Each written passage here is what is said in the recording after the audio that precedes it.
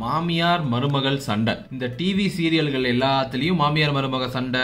இந்த டிபேட் ஷோஸ்னு எடுத்துக்கிட்டாலும் அங்கேயும் மாமியார் வெர்சஸ் மருமகள். இந்த பட்டிமன்றங்கள் எல்லாம் மாமியார் மருமக சண்டையை வச்சு காமெடிகள், ஃபேமிலி டிராமான்னு சொல்லப்படுற எல்லா படத்திலையும் அதே மாமியார் மருமக சண்டை. இன்னைக்கு டெக்னாலஜி வளர்ந்து இந்த இன்ஸ்டாகிராம்லாம் ரீல்ஸ்ல பார்த்தாலும் அங்கேயும் மாமியார் மருமக சண்டை.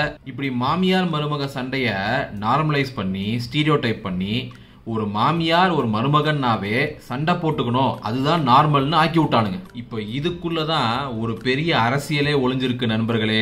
இங்க இருக்கிற பேட்ரியார்கிக்கல் சிஸ்டம் ஒட்டு மொத்தமாவே பெண்களுக்கு எதிரானதுதான். அது மாமியாருக்கும் எதிரானதுதான், மருமகளுக்கும் எதிரானதுதான். இவங்க ரெண்டு பேரும் அதை புரிஞ்சுக்கிட்டு இவங்க ரெண்டு பேரும் சேர்ந்து அந்த பேட்ரியார்கியை எதிர்த்து கேள்வி கேட்காம இருக்கிறதுக்காக இவங்க ரெண்டு பேரையும் நேரெதிரா நிறுத்தி இவங்க ரெண்டு பேரோட ரோலே சண்டை போட்டுக்கிறது தான் அப்படின்னு மாத்தி விட்டானுங்க. இப்ப நான் கூட வீட்டுல இருக்கிற பேட்ரியார்கியை பத்தி பேசி வீடியோ போடும் போதெல்லாம் சில பெண்களே வந்து அதுல கமெண்ட் பண்ணுவாங்க, என்னன்னு எங்க மாமியார் தான் இதெல்லாம் பண்ண வைக்கிறாங்க, ஒரு பொண்ணுக்கு பொண்ணு தான் எதிரி அப்படின்னு. ஒரு பெண்ணுக்கு பெண் தான் எதிரியா அப்படின்னா கிடையாது, எதிரியா ஆக்கப்பட்டிருக்காங்க. இப்போ ஒரு மாமியார் மருமக கிட்ட எதுக்கு சண்டை போடுறாங்க அப்படின்னு பார்த்தோம்னா, அந்த வீட்டுல இருக்கிற ஆண்களாகிய அவங்களோட கணவர், அதாவது மாமனார், அப்புறம் அவங்களோட பையன், அதாவது அந்த ஹஸ்பண்ட், இவர்களோட நலன்களுக்காகவும் இவர்களோட சொபிஸ்டிகேஷனுக்காகவும் இவர்களோட வேலிடேஷனுக்காகவும் தான் சண்டை போட்டுக்கிறாங்க. அப்போ இந்த பிரிவிலேஜ் எல்லாம் என்ஜாய் பண்ணிட்டு இருக்கிற அந்த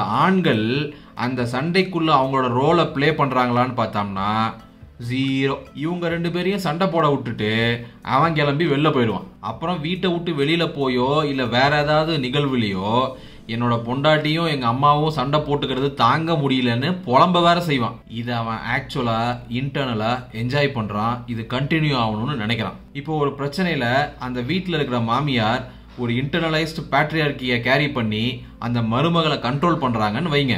அப்போ அங்க இருக்கிற பிரிவிலேஜ்டு மேல் அங்க என்ன பண்ணணும், இல்லம்மா நீ சொல்றது தப்பு, பெண்கள் தான் இந்த வேலையெல்லாம் செய்யணும்னு கட்டாயப்படுத்துறது நிர்பந்திக்கிறதெல்லாம் ஆணாதிக்க சிந்தனை, நாங்கெல்லாம் அதுல இருந்து வெளியில வந்துட்டோம், வீட்டுல இருக்க எல்லா வேலைக்கும் ரெண்டு பேருக்கும் ஈக்குவலான பொறுப்பு இருக்கு, நாங்க ரெண்டு பேரும் சேர்ந்து தான் இந்த வீட்டை மேனேஜ் பண்ணுவோம், இந்த வீட்டுல இருக்க எல்லா வேலைகளும் செய்வோம்னு சொல்லி அவங்க அம்மாவை கன்வின்ஸ் பண்ணுமா இல்லையா? ஆனா அவன் அதை செய்ய மாட்டான். அப்ப என்ன அர்த்தம், அவன் அதை என்ஜாய் பண்றான், அவனுக்கு அது தேவையா இருக்கு. இங்க பிரச்சனையே நம்ம குடும்ப அமைப்புகள்ல இந்த விமன்ஹுட் அப்படிங்கிறது சுத்தமா இல்ல அப்படிங்கிறது தான். அப்போ நம்ம ஆண்களோட அத்தாரிட்டியும் அவங்களோட ஆதிக்கத்தையும் எதிர்த்து கேள்வி கேட்கறதுக்கு நமக்கு ஸ்ட்ராங்கான ஒரு விமன்ஹுட் நம்ம குடும்ப அமைப்புகளுக்குள்ள உண்டாக்க வேண்டிய தேவை இருக்கு. அதை பண்றதன் மூலியமா மட்டும்தான் இந்த பேட்ரியார்கிய வென்றெடுக்க முடியும். ஆகவே பெரியார் சொல்ற மாதிரி பெண்களாகிய நாம இன்னொரு பெண்ணை எதிரியா பார்க்கறத நிறுத்திட்டு அவங்களையும் விக்டிமா பார்த்து இந்த விமன்ஹுட்டை பில்ட் பண்ண வேண்டிய வேலைகளை தொடங்கணும். எங்கேயுமே பூனைகளால எலிகளுக்கு விடுதலை கிடைக்காது.